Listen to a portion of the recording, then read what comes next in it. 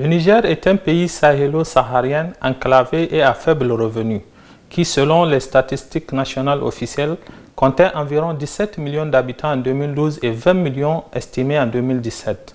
Le Niger est récemment devenu le centre de l'engagement international rénové pour la région du Sahel, stratégique pour le contrôle de nombreuses ressources naturelles et les équilibres géopolitiques.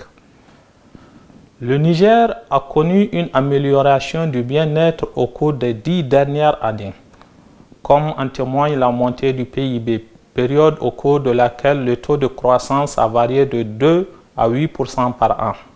En 2012, plus de 7,7 millions de personnes étaient âgées de 15 à 64 ans et près de 43% d'entre eux étaient inactifs ou non occupés car ils ne cherchaient pas d'emploi. Un aperçu approximatif de l'économie nigérienne montre que le pays est dominé par une économie essentiellement agricole, alors que le secteur industriel semble être beaucoup moins développé, puisque le secteur primaire pèse plus de 45% du PIB national. Les produits agricoles clés sont principalement le niébé, le coton, les arachides, le mil, le sorgho, le manioc, le riz, tout en élevant implique des bovins, des moutons, des chèvres, des chameaux, des ânes, des chevaux et de la volaille.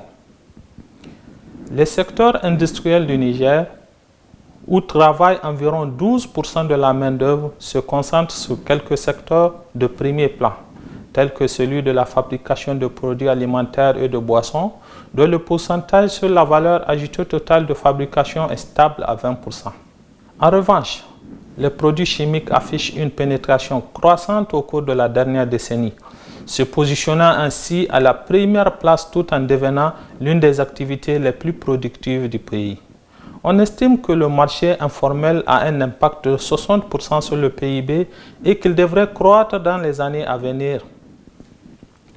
Les ressources naturelles clés du pays sont les matières premières telles que l'uranium et l'or, qui est également relativement facile d'accès. Malgré cela, le secteur des industries extractives a fortement diminué au cours des 4 dernières années d'environ 13,4% par rapport à 2012. En outre, le pétrole raffiné représente une source de revenus intéressante, représentant 16% des exportations totales en 2016. L'agriculture est le seul secteur en expansion, tandis que les autres secteurs primaires tels que la foresterie, la chasse et la pêche subissent un déclin d'environ 5,6% par an, raison pour laquelle le Niger subit un déclin de la superficie forestière d'environ 30% par an depuis 1990. Il existe également des plans d'achat actifs pour encourager l'utilisation généralisée de l'énergie solaire dans la région. Le Niger présente des caractéristiques prometteuses en termes d'amélioration des processus bureaucratiques et du système gouvernemental, couplées à une disponibilité pertinente des ressources naturelles stratégiques qui pourraient être déterminantes pour la prospérité de la nation. Pays sans littoral, le Niger doit s'appuyer principalement sur les pays voisins pour accéder à la potentialité et à la connectivité du monde entier. La situation géopolitique de la région pourrait donc réellement influer sur ce processus.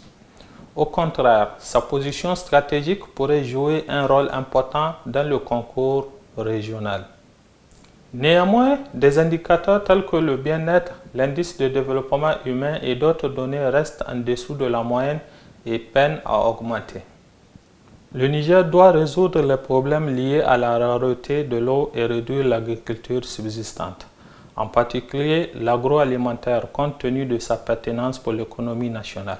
45% du PIB peut constituer un important vecteur susceptible d'accroître la productivité tout en augmentant la résilience de l'environnement, y compris les approches d'agriculture de précision et de bioéconomie.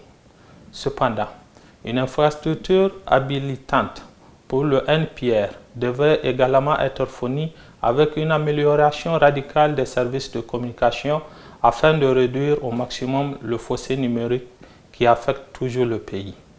Enfin, les investissements dans les réseaux de mobilité et d'énergie et les améliorations logistiques peuvent soutenir et améliorer les services offerts aux entreprises et aux entreprises locales.